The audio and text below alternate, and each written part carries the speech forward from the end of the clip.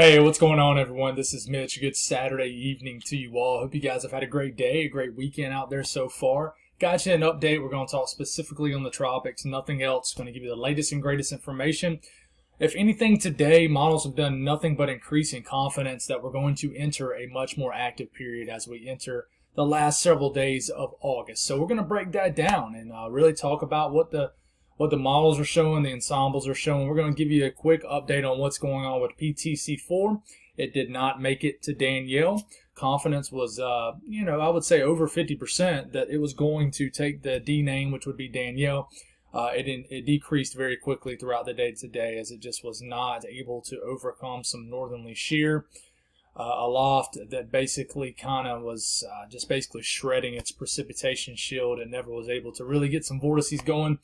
And really never got a nice, tight, closed, low-level circulation to it, and it's about to make landfall in the Mexico shoreline here shortly. So we'll give you a quick update on that, and then the 80% of the rest of the video is going to be doing nothing but talking about what is coming out in the tropical Atlantic. Big video, quick, straight to the point information. I'm going to try to just feed you guys tonight. So if you guys have not subscribed, certainly consider doing that. I appreciate the growth this week. It's been awesome seeing. Hit me up on Twitter, Facebook, great way to interact. If you ever thought about joining my channel, trying to get to 20 members by the end of maybe September. I'm at 16 now. It's just a way to support what I do monthly. And if you guys got anything that I can pray about, pray over, please put it in the comments below. It gives me an opportunity to pray over it, and it gives others an opportunity to do so too. Let's make sure there's not a new update. And there's not. So per the 2 p.m. update, the 8 p.m. update's probably about to come out within 30 to 45 minutes. But if anything changes, this might change to a 30% chance. But honestly, I think it stays at 20% chance. So you still got PTC 4 stands for Potential Tropical Cyclone 4. This was what was forecast to become Tropical Storm Danielle. It's not. It's literally about to make landfall now, whatever it is, a wave. It's an open wave. It's only a 1010 millibar low pressure, so pretty weak. That symbolizes an open wave. It's elongated, which means it's just there's not any sort of tight circulation with it at all. So I've been mentioning for a while, there's two waves, right? Two waves. One is the first one, obviously. First comes before second. And that is what the National Hurricane Center is labeled an area of interest as a 20% chance of developing. This is the wave that I think is going to almost be the wave that sacrifices itself for the wave behind it. Creates a better environment. That's what I'm saying, a better environment. Not a great environment, but a better environment for the wave behind it, which is still in North Africa. Let's quickly talk about this before we get into that. So if you look at this, this is our disturbance right here. If it would have had more time, if it wasn't interacting with land so much and bothered so much, it's like something just kept poking at this thing and just would not let it reach its full potential, which I thought could have been a tropical storm. If you look at these clouds shooting down here from this direction, you got all types of flow going on here, but basically you got some northerly shear that's flowing down here, and it's basically shredding the storm with some dry air, some shear, and tropical systems do not like shear aloft. And it's basically making this lopsided, and in a nutshell, it's preventing it from any kind of significant strengthening. And, we look at basically the biggest threat with this rainfall-wise, and maybe Brownsville, Texas could pick up an inch, maybe 2 inches of rain. I think 3 inches of rain is possible, maybe somewhere in southern Texas. But this is not even a big rain threat. I heard some talks around this time last night that this was going to enhance the rainfall in Texas. It's going to bring a ton of rainfall to North Texas. I don't think that's the case. I don't think that's true. Somehow this might get picked up by the flow aloft throughout the week, and next week might help to enhance things, but I don't even see that. But we look at the radar in Brownsville, Texas. You can actually see a little bit of circulation down here. If I was to lower the beam height, probably showed a little bit more, but right here is a little bit of a mid-level vortice. But I mean, this is weak.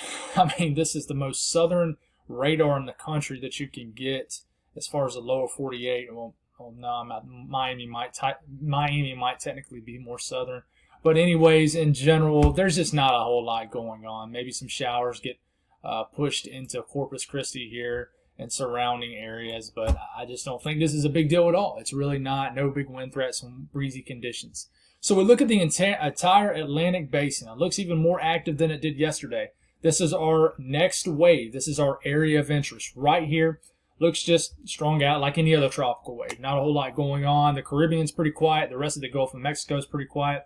And if you keep your eyes on this right here, that is our second wave trying to make its way across North Africa and off the shoreline, splash down into the tropical Atlantic, the main development region. So we'll watch both of these areas. We really will. And here we go.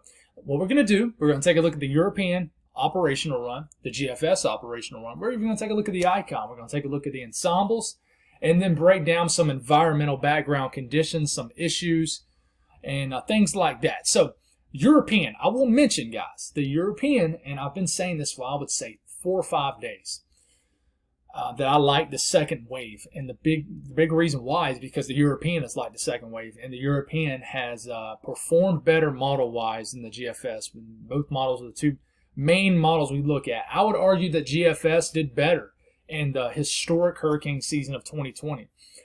Last year, I can't remember. I think both were kind of side to side, but this year so far, the European is definitely being king like it overall always has been. So enough rambling there. This is the first wave. Let's see what the first wave does with the European. We're getting into tomorrow. It already is struggling. It gets pushed northward, and it's already dealing with some dry air. Now, the shape of this actual system actually helps us to maintain somewhat, even though it gets slammed with dry air very quickly in its travel across the main development region. In fact, by the time we get into Tuesday morning, you barely even see it. There's not really anything going on. But now the European starts to latch on to that second wave, especially as we get into the later part of next work week. At the same time, that first wave is still there, but it's getting completely surrounded by dry air. But it's this second wave, and this is the second wave, that doesn't have an area of interest labeled to it yet, but I wouldn't be surprised if it does by the end of the weekend. We're getting into Thursday afternoon, slowly starts to strengthen right here around Friday afternoon of this coming work week. It's starting to strengthen, probably a depression, inching closer to tropical storm status per the European model. As we're getting, and it's still, I want to remind you guys, right now it is facing issues. It's facing dry air. There's a tut intrusion that comes down here. It faces some shear, and it's facing issues, but it's going to try to fight it off as much as possible.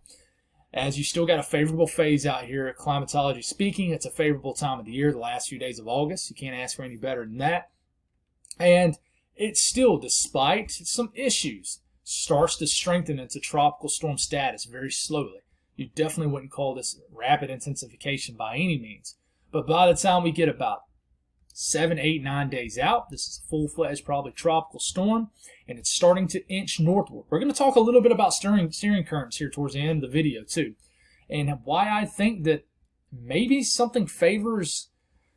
It's hard to tell, so I don't want to speak too much, but maybe it favors more so just kind of an out-to-sea run, or this staying out to sea for now with just lack of ridging. But it's too far out to know steering currents.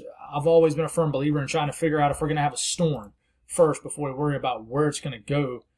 The GFS, and this is the latest GFS. I want to tell you the GFS is being what the GFS has always been, especially in the long range. And it wants to basically show a lot of love to the first wave and then back off, then show all the love to the second wave. Then it wants to show love to both waves, and it just keeps going everywhere. So this is the latest edition of the craziness of the GFS model. So this is the first wave right here. Sorry, my nose itches. The smallness, I guess I'll say that, just how little this first wave is really impressive, and it really just tells you that it's going to try its best to survive, but dry air is going to eat up any precipitation field there is. So here it is. First wave still trucking along. We're around next Thursday. Here comes the second wave getting fully out into the main development region. The first wave is still going, but it's not strengthening. It's not doing anything. If anything, it's weakening. Here comes the second wave, begins to strengthen, and it's gaining heels on that first wave. Okay, now we're getting into next weekend around this time, literally 7 days out from right now. Here comes a big enhancement of Gulf moisture. We're still watching that.